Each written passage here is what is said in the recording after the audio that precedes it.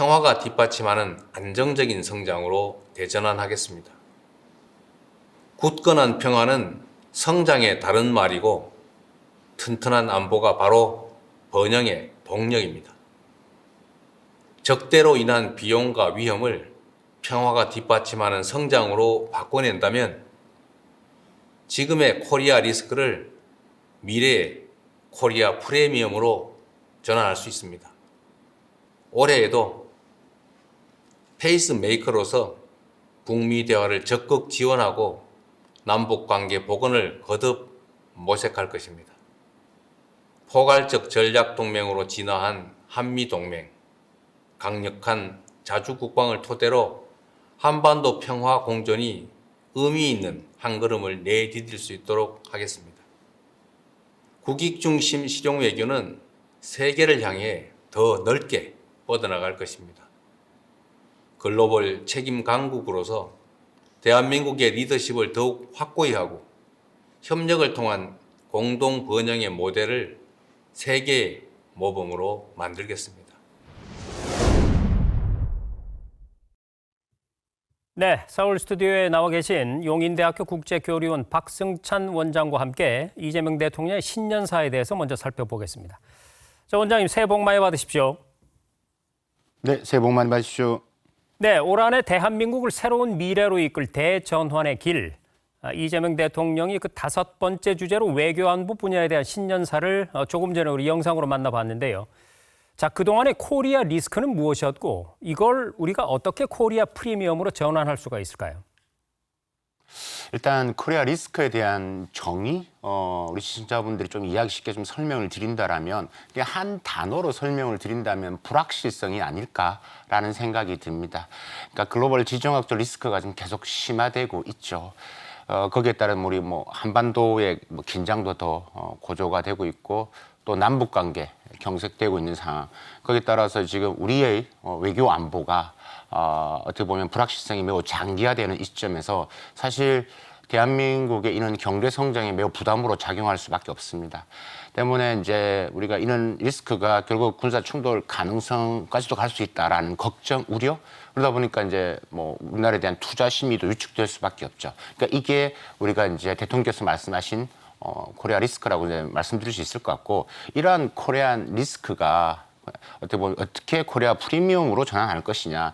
결국은 말씀드렸던 이 불확실성을 어떻게 예측 가능한 수준으로 우리가 스스로 만들어 보자라는 겁니다. 그래서 한반도에 있는 안보라든가 이런 불안적인 요소를 우리가 관리 가능한 수준으로 좀 우리가 적극적으로 나서 회복해보자. 그다음에 이제 이런 대화도 그다음에 억제를 같이 하는 병행하는 이런 균형 잡힌 안보의 노력 해서 전략적인 접근을 통해서 긴장을 완화시켜서 좀 더 외교적으로 안보적으로 예측 가능성을 높여보자는 게 핵심인 것 같고요. 그래서 이제 결국은 제가 생각할 때 이 신뢰 기반에 의한 실용 외교 그리고 주변 국가들 특히 중국과 일본 이런 관계 안정화를 관리를 해 나가서 한국의 동북아에서 단순한 이런 갈등에 있는 당사자가 아니라 어떻게 보면 조정자, 중개자 그리고 협력의 중심에 서 있는 이 허브로서의 역할을 해보자라는 의미다라고 저는 보고 있습니다. 네, 자 그러면 이 대통령의 방금 들었던 그 신년사 내용으로 볼 때 2026년 세계를 향해서 더 넓게 뻗어나갈 대한민국의 국익 중심 실용 외교, 과연 어떤 모습으로 나타날까요? 저는 크게 한 3가지 관점에서 좀 설명을 드리겠습니다. 우리가 이제 국익 중심의 실용 외교라는 게 큰 틀에서 보면 우리가 이념이나 이런 진영에 이렇게 좀 매몰되지 않고 정말 우리 국익에 부합하는 선택을 하자. 저는 지금 우리 정부에서 이야기하는 부분들을 또 한 워딩으로 바꾼다면 전략적 유연성과 전략적 자율성이 되겠죠. 거기에 기반한 실리 외교인데 3가지 정도 관점을 좀 말씀드리면 첫 번째가 이제 안보적인 관점입니다. 안보적인 관점은 결국은 우리가 굳건한 한미 동맹을 축으로 해서 중국과 일본 이런 주변국과의 이런 갈등을 관리하고 또 협력을 넓히고 그런 공간을 확장시킨다라는 의미인 것 같고요. 두 번째가 이제 경제적인 측면에서 사실 지금은 우리가 안보가 이제 경제 안보로까지 의미가 확산이 됐습니다. 그래서 통상, 공급망, 그다음에 기술 협력 이런 경제 안보적인 측면에서 우리도 더 어떻게 보면 성장 동력을 더 만들어 나가야 되는 측면이 있다. 지금 벌어지고 있는 미중 전략 경쟁에서 혹은 이런 구도 속에서 우리가 특정 국가에 좀 과도하게 좀 의존하기보다는 다변화되는 외교 네트워크를 통해서 리스크를 분산시키는 전략, 이게 또 실용 외교 올해의 큰 목표가 아닐까라는 생각이 들고요. 마지막에 제가 세 번째로 말씀드리고 싶은 것은 이제 소프트 파워 외교라고 말씀드릴 수 있겠습니다. 그러니까 우리가 갖고 있는 K 콘텐츠의 역량, 문화, 인적 교류를 활용을 해서 국가 이미지를 제공을 하고 이런 소프트 파워 외교를 통해서 어떻게 보면 이런 갈등을 최소화하는, 그래서 우리 대한민국, 이는 대한민국의 전략적 가치를 최대한도로 높여보겠다라는 게 2026년 국익 중심의 실용 외교의 핵심이 아닐까라고 생각을 합니다. 네, 이 대통령 신년사 내용 중에 외교 안보 부문을 먼저 살펴봤고요. 올 한 해가 적토마, 붉은 말처럼 힘차게 달리는 해가 되기를 기원하면서 글로벌 인사이트 오늘의 주제를 살펴보겠습니다. 첫 번째 주제입니다. 새해 첫 순방으로 중국을 국빈 방문 중인 이재명 대통령이 시진핑 중국 국가 주석과 두 번째 정상회담을 했습니다.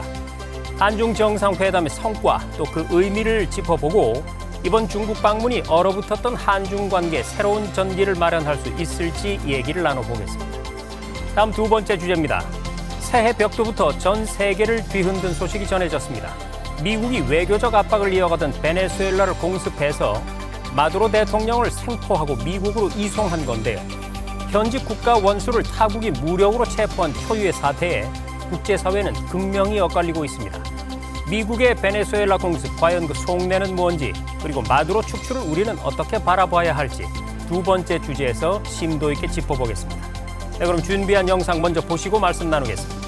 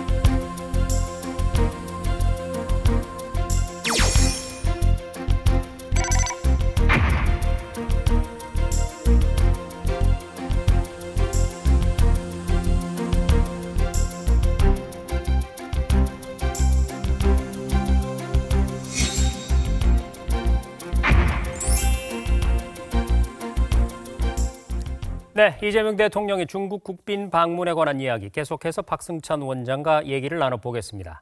자, 이재명 대통령이 지난 4일에 중국 베이징에 도착해서 3박 4일 일정의 국빈 방문 일정에 들어간 상태입니다. 신년 업무 개시일에 바로 국빈 방문은 상당히 이례적인 일에 속하는데요. 그러니까 한중 양국 모두가 새해 첫 정상 외교의 상대로 서로를 택한 거 아니겠습니까? 그만큼 이번 방문에 좀 큰 의미를 부여해 볼 수 있지 않을까 싶은데 어떻습니까? 그렇습니다. 한중 양국 입장에서 이번에 이루어진 우리 이재명 대통령의 그 국빈 방문, 중국 국빈 방문이 가진 함의는 매우 크다라고 말씀드릴 수 있겠습니다. 일단 이번에 3박 4일 일정을 보면요, 저는 과거, 현재, 미래가 아우러진 한편의 일종의 작품 같다라는 생각이 듭니다. 왜냐 그러면 과거만을 놓고 본다면 이번에 상하이 전체 일정에서 이제 상하이를 곧 가시는데 상하이 가서 이번에 우리의 역사적인 또 임시정부라든지 김구 선생님의 또 탄생 150주년 이런 역사적인 스토리가 들어오죠. 그것도 같이 하고, 그다음에 현재는 지금 양국 간에 당면한 여러 가지 문제 현안들에 대해서 좀 더 긴밀하게 논의해보고 또 협력의 분야를 더 넓혀보자라는 이 현재 이야기도 있고, 또 하나가 이제 미래 지향적으로 스타트업이나 그다음에 벤처의 생태계를 협업할 수 있는 공간. 그래서 이런 미래적인, 그러니까 과거, 현재, 미래가 합쳐져 있는 부분에 있어서의 이번 3박 4일이 매우 알차게 구성되어 있다라고 이제 말씀드릴 수 있을 것 같고, 새해 연도가 사실 중국 입장에서는 신정과 구정사에는 보통 정상에 방문하지 않습니다. 일단 기본적으로 중국은 2월, 중국에서는 춘절이라고 하죠. 그래서 1월에서 2월까지는 거의 일을 하지 않는 부분들이 큰데 1월 초에 처음 이렇게 대통령을 이제 초청을 했다라는 부분에서 그만큼 중국 입장에서는 한중 관계를 관리를 해야 된다라는 그런 부분들, 특히 이제 미중 간의 전략 경제 혹은 또 중일 간의 부분에 있어서 한국의 어떻게 보면 뭐 측면적인 지원이든 여러 가지 이런 부분에 있어서의 도움을 또 그걸 원하고 있을 것으로 보여집니다. 그래서 공을 많이 들였다. 이번에 가셔서 중국 서열 1, 2, 3위를 다 만나시거든요. 그래서 그런 부분도 우리가 충분히 중국이 얼마나 공을 들이고 있다라는 걸 알 수 있다라고 말씀드릴 수 있을 것 같고, 사실 우리 입장에 보더라도 대통령께서 모두 발언에서 말씀하셨다시피 이번 이제 국빈 방문이 그동안 좀 냉각되어 있던 한중 관계의 전면적인 복원을 시작하는 원년이라는 표현을 썼습니다. 정말 이번에 방문이 사실 8년 2개월 만이거든요. 그래서 8년 2개월 만에 됨으로써 정말 많은 민간이나 외교를 포함한 경제적인 부분에서 기대를 많이 가고 있고, 그에 따른 여러 가지 앞으로의 변화도 기대가 많이 된다. 때문에 이번에 가지는 국빈 방문은 뭐 우리가 뭐 경제, 안보, 그다음에 외교까지 전 부분을 아우르는 부분에서의 큰 의미를 부여할 수 있다라고 말씀드릴 수 있겠습니다. 네, 지난해 11월이었죠. 경주 에이펙에서 두 정상이 만난 이후에 불과 2달 만에 두 번째 한중 정상회담이 열린 거거든요. 90분에 걸쳐서 상당히 다양한 얘기들이 오간 걸로 전해지고 있습니다. 한중 양국 정상의 정상회담, 원장님은 어떻게 보셨는지요? 저는 한중 90분에 해당 부분들에 또 우리가 생각했던 전반적인 아젠다, 사실 한중 간의 협력의 아젠다도 있지만 여러 가지 현안들이 있습니다. 서해 구조물을 어떻게 할 것인지, 그다음에 한반도 비핵화 문제라든지 이런 부분에 있어서의 뭐 한한령도 마찬가지겠죠. 이런 부분에서 대통령께서 가시기 전에도 이런 말씀을 하셨고, 또 이번에 90분 동안 정상회담에서도 언급이 된 걸로 알고 있습니다. 때문에 이번 정상회담 부분에서 어쨌든 첫 만남이었고, 구체적인 시간을 좀 더 우리가 에이펙 정상회담 때 시간 좀 짧았고, 이번에 좀 긴 시간을 가지고 논의를 했고, 그 부분에서 이런 좀 더 점진적인 변화, 발전이 있었다라고 저는 판단이 되어집니다. 특히 지금 뭐 정치나 안보적인 관점에서 사실 한국이나 중국 입장에서 모두 지금 어떻게 보면 서로가 논의와 협의를 해야 되는 내용이 많이 있습니다. 그동안 대화의 소통이 많이 지금 무너져 있는 상태에서 에이펙 정상회담에서 어느 정도 시작점이었다면, 이번에 이제 대통령이 이제 방중을 하시고 정상회담을 통해서 좀 많이 가까워지고 또 이제 회복할 수 있는 하나의 전환점, 터닝 포인트로서의 역할을 충분히 했다라고 저는 이제 보고 있습니다. 그래서 많은 부분에서 공감대가 이루어졌고요. 그래서 한중 양국 간의 정부 간의 14건의 또 MOU도 체결되어진 측면에서 훨씬 더 8년 2개월 전에 문재인 대통령이 있을 때는 우리가 MOU가 한 7건이 정도 체결됐는데, 이번에 14건이 만들어졌다는 측면에서도 다양한 영역에서 분야에서 협력이 더 가능한 출발점에 있어서 높이 평가한다라고 말씀드릴 수 있겠습니다. 네, 원장님 말씀 감사드리고, 그럼 여기서 잠시 현지 분위기에 대해서 우리 시청자들께서 파악하시는 데 좀 도움이 될 수 있게 저희가 정상회담에 앞선 공식 환영식 행사와 양국 정상의 모두 발언을 영상으로 준비했거든요. 한번 만나보겠습니다.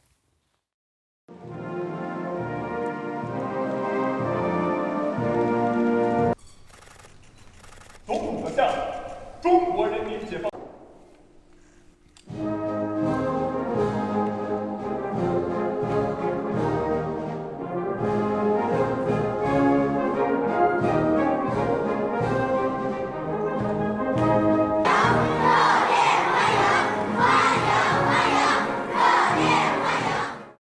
한반도 평화를 위해 실현 가능한 대안을 함께 모색하겠습니다. 번영과 성장의 기본적 토대인 평화에 양국이 공동 기여할 수 있도록 해야겠습니다. 中韩在维护地区和平、促进全球发展方面负有重要责任，有广泛利益交集。 네, 양국 정상이 공감대를 형성하려는 모습이 상당히 인상적인데요. 자, 원장님, 우호적인 분위기에서 진행된 한중 정상회담, 그럼 어떤 논의의 진전이 있었는지 살펴볼 텐데요. 먼저 양국 간의 갈등 요인으로 꼽혀왔던 이 서해 구조물 문제, 자, 이 부분에 대해서도 일부 진전이 있었죠. 그렇습니다. 사실 이 부분에 대해서 뭐 여러 이제 전문가이나 매체에서 사실 뭐 여러 가지 의견이 많이 나왔었습니다. 근데 확실하게 이 부분에 대해서 이제 말씀을 이제 대통령께서 하셨고, 그래서 한중 정상회담에 어떻게 보면 조금의 점진적인 단계적인 하나의 변화가 생겼다라고 말씀드릴 수 있을 것 같습니다. 그래서 이번에 보시면 서해를 평화롭고 또 공영하는 바다로 만드는 것이 중요하다. 뭐 단실내 지금 철거라는 이런 부분에서는 어렵겠지만 어떻게 보면 또 대화에 논의할 수 있는 하나의 플랫폼, 논의할 수 있는 하나의 메커니즘을 만들었다는 측면에서 큰 높게 평가할 수 있을 것 같고, 일단 기본적으로 서로 간에 이제 인식을 같이 공유했다는 측면이고, 또 이제 우리가 이야기할 수 있는 게 올해 내에 뭐 양국 간의 차관급 뭐 해상, 해양, 경계 협정에 대한 공식 회담도 서로 교체하기로 노력을 했기 때문에 조금 더 진전 있는 변화와 발전이 있을 것으로 기대하고 있습니다. 자, 이번 한중 정상회담에서 특히 관심을 모은 또 하나의 부분, 바로 한한령 완화를 둘러싼 이 문화 교류 문제였는데요. 원장님, 한한령 해제 논의 구체화됐다고 봐도 될까요? 사실 한한령은 중국 정부가 이야기를 하지 않은 거기 때문에 이번 회담에서 당연히 한한령 해제라는 말을 쓰지는 않을 겁니다. 그러나 지금 이번에 우리가 여러 번 이야기를 했었고, 이번 정상회담에서도 대통령께서 언급을 하셨기 때문에 아마도 이제 저는 개인적으로 봤을 때 앞으로 정상회담 이후에 민간 차원에서의 뭐 K-팝이라든지 혹은 우리 온라인 게임 업체들이 중국에서 유통을 하기 위해서는 파노라는 걸 받아야 되는데, 그런 파노 허가 부분도 조금 더 수월해질 것으로 보여지고요. 이번에 기업 간의 MOU도 많이 체결이 되어 있는데, 그 MOU 체결 내용을 보면 뭐 K 컨텐츠라든가 드라마라든지 게임 관련된 부분에 있어서의 내용들이 들어가 있는 것을 봤을 때 앞으로 저는 개인적으로 앞으로 좀 어느 정도 변화에는 있을 것으로 전망이 됩니다. 단지 많은 부분에서 완전히 해제가 될 것이냐, 그 부분에 대해서는 완전한 해제라는 단어를 쓰는 것은 조금 지금 상태에서는 시기상조다라고 저는 보고 있습니다. 네, 첫 단추가 끼워진 만큼 앞으로 어떻게 해나갈 것인가, 이것이 중요한 상황일 것 같군요. 자, 그러면 남북 문제로 넘어가 보겠습니다. 우리 정부는 이 남북 관계와 관련해서 중국에 건설적인 역할을 요청을 했습니다. 여기에 대해서 중국 측의 반응은 어땠나요? 일단 뭐 사실 이번 회담을 보면서 이게 우리가 북한의 비핵화라는 단어가 들어갈 것이냐 안 들어갈 것이냐 이야기를 많이 했었는데, 사실 이 부분에 대해서는 중국의 지난 뭐 26년에 발표된 군축 백서에서도 이제 한반도 비핵화가 빠졌기 때문에 사실 비핵화라는 단어보다는 결국은 평화를, 한반도 평화 노력을 위해서 중국 정부가 뭐 노력을 하겠다. 뭐 한반도 긴장 완화, 평화 구축을 위한 뭐 건설적인 노력, 이런 부분에서의 정도를 이제 우리가 기본적으로 소통을 했던 것 같습니다. 사실 그래서 이번 정상회담에서 어떻게 보면 한반도의 평화와 안정이 한국과 중국의 모두 공동 이익이라는 부분에서는 일단 합의를 됐고요. 또 건설적인 역할한 부분에서 중국 정부도 이야기를 한 측면이 있기 때문에 우리 정부가 이야기하는 점진적이고 단계적인 이 북한 비핵화를 해결하기 위한 한중 간의 협력 부분도 어느 정도의 합의점은 도출됐다라고 평가할 수 있을 것 같습니다. 네, 기억을 되살려보면 이 정상회담 전에요, 혹여 중국이 하나의 중국 원칙에 대한 명시적인 동의를 요구한다든지 아니면 중국과 일본 사이에서 어떤 명확한 입장 표명을 요구하지 않겠느냐, 이런 우려 섞인 시선도 있었거든요. 그런데 실제 회담 분위기는 그런 방향은 아니었던 것으로 보이는데 어떻습니까? 그렇습니다. 사실 제가 보건된 중국은 이번 한중 정상회담뿐만이 아니라 이번 통해서 양자관계를 넘어서 좀 다중적인 메시지를 전달하고 싶은 의도와 목적이 있었던 거로 저는 분석을 하고 있습니다. 즉 미국이나 일본한테 보여주고 싶은, 특히 이제 일본이 더 크겠죠. 미중 전략 경쟁에서의 어느 편을 들어서는 안 된다. 전략적 균형을 한국 정부가 해야 된다는 부분들. 중일 갈등 부분에서도 한국은 어떻게 보면 중국과 일본의 침략을 당했던 이런 똑같은 입장 부분들을 강조를 했을 것으로 무언에 보이지 않는 일종의 압박도 있었을 가능성도 배제할 수 없습니다. 근데 이 부분에서는 구체화된 부분들이 다행히 그렇게 없었던 것 같고요. 그래서 뭐 하나의 중국 부분에 대해서는 사실 대통령께서 가시기 전에 중국 CCTV 인터뷰할 때 명확하게 이야기를 하셨습니다. 하나의 중국을 지지한다라고 말씀을 하셨고 사실 중국과 수교를 하는 그 어떤 나라도 기본적으로 하나의 중국의 원칙은 다 불변합니다. 다 변함없이 얘기를 해야 되는 부분이고 이 부분은 미국도 마찬가지 그렇게 이야기를 하고 있는 측면이기 때문에 이번에 해당 분위기에서는 크게 이번 뭐 대만 부분이라든지 타이완 이슈에 대한 부분들은 뭐 건설적인 부분에서의 서로 간의 의견 교일 정도 있었지 큰 전체 정상회담에서 영향을 미쳤다든가 이런 변화의 부분에서는 문제의 소지는 없었던 걸로 저는 판단하고 있습니다. 네, 이번에 국내의 4대 그룹 총수를 포함해서 대규모 경제사절단도 중국 방문길에 대통령과 동행을 했는데요. 자, 그동안에 다소 느슨해졌던 한중 간의 경제 협력이 이번에 다시 강화되는 계기가 마련될 수 있을까요? 사실 가장 기대되는 게 바로 경제 협력입니다. 네. 한중 간의 근간은 두 가지의 핵심의 키워드가 있습니다. 첫 번째가 북한 문제가 있고 두 번째는 경제 협력입니다.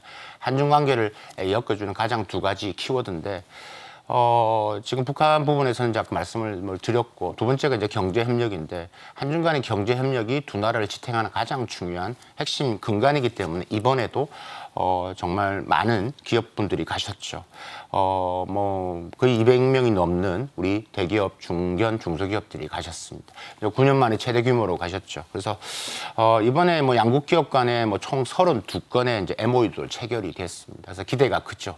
좀 관심 있게 봐야 되는 것은 이번에 갔던 기업 면면을 보면 우리 뭐 대기업 뿐만이 아니라 우리 K 컨텐츠라든지 뭐 이런 서비스 관련된 기업들도 많이 참여를 했다라는 측면. 그래서 이제 한일양 부분도 어느 변화의 조짐이 있을 것으로 저는 보고 있는 거고 경제 협력의 영역이 기존과는 다르게 디지털 협력이라든지 AI 양국 간 정부가 14개 MOU 문건 내용을 보더라도 14개 중에서 거의 9개, 10개가 다 경제에 관련된 분야로 압축되어 있다라고 말씀드릴 수 있겠습니다. 그래서 앞으로 이제 한중 간 경제 협력의 이제 출발점으로서 이제 AI라든지 바이오, 컨텐츠, 그다음에 실버 산업까지 그 협력의 영역이 매우 다각화, 다변화 또 확대될 것으로 보여집니다. 네, 다만 이번 정상회담은요, 공동성명이라든지 합의문 없이 다수의 양해각서 체결로 마무리가 됐는데요. 한중 관계 현실을 고려해 볼 때 이 부분은 어떻게 해석해 볼 수 있을까요? 사실 이게 공동성명이 없다라고 해서 지금 여러 가지 말씀이 많이 나오긴 합니다. 근데 사실 어떻게 보면 공동성명 자체가 내용이 어떻게 우리한테 잘못하면 우리한테 결국 부담이 될 수가 있습니다. 그렇기 때문에 이것을 저는 그렇게 부정적으로 보지는 않습니다. 그래서 그 불필요한 오해를 만들 수 있고 괜히 또 이런 이슈가 뭐 만들 필요는 없기 때문에 그래서 이번에 MOU 체결에 근간을 해서 좀 더 확대 실제적인 구체적인 액션 플랜을 만드는 게 매우 중요하다라는 생각이 듭니다. 사실 MOU를 체결하고 뭐 이렇게 구체화되지 않으면 그게 별로 의미가 없죠. 그래서 이번에 한중 관계를 현실을 감안할 때 저는 이 뭐 공동 성명 부분들이 어떻게 보면 우리 정부나 중국 정부 입장에서 어떻게 보면 현명한 선택일 수도 있었다라고 저는 판단이 되어집니다. 네, 잘 알겠습니다. 베이징 일정을 마무리한 이재명 대통령, 이제 상하이로 이동을 하는데요. 앞으로 남은 일정을 간략하게 소개를 좀 해주시겠습니까? 일단 이게 중요한 부분인데요. 그러니까 제가 아까 말씀드렸던 부분에서 지금 오늘 아마 대통령께서 오전에 이제 중국 사미에 있는 전인대 국무위원, 우리 국회의장격이죠. 국무회장을 만나셨고요. 그 짜로지 이제 전인대 그 상무위원장을 만났고, 그다음에 이제 오찬을 이제 총리랑 했을 겁니다.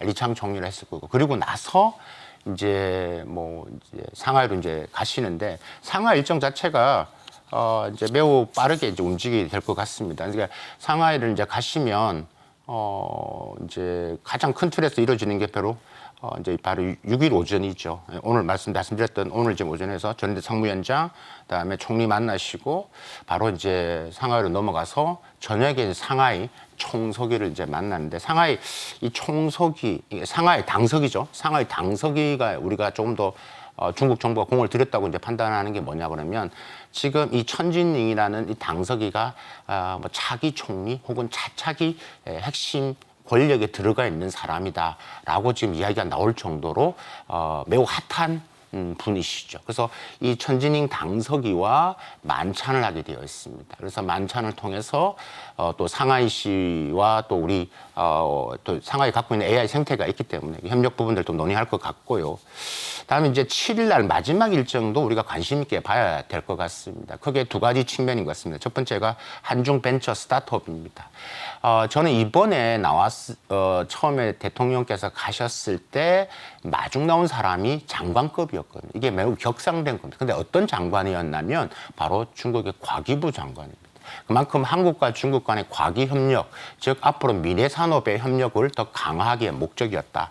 그래서 이번 우리가 상하이에서 마지막 행사가 바로 한국 한중 간의 벤처 스타트업 서밋이 이루어지는데 거기서 AI라든지 혹은 모빌리티라든지 미래지향형 산업에서 협력 가능한 특히 이제 피지컬 AI 분야죠. 중국과 한국이 더 강점을 갖고 있는 이 제조 분야에서의 AI 협력 공간을 어떻게 확대할 것이냐에 대한 내용들을 아마 한중 벤처 스타트업 서밋에서 이루어질 것 같고요. 그리고 이제 뭐 운동 유적지를 이제 방문하실 것 같습니다.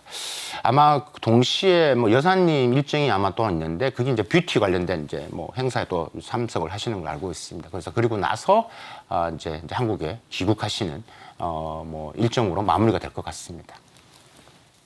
네, 잘 들었습니다. 이재명 대통령의 중국 국빈 방문 소식은 목요일 글로벌 인사이트에서도 계속해서 자세히 전해드리도록 하겠습니다.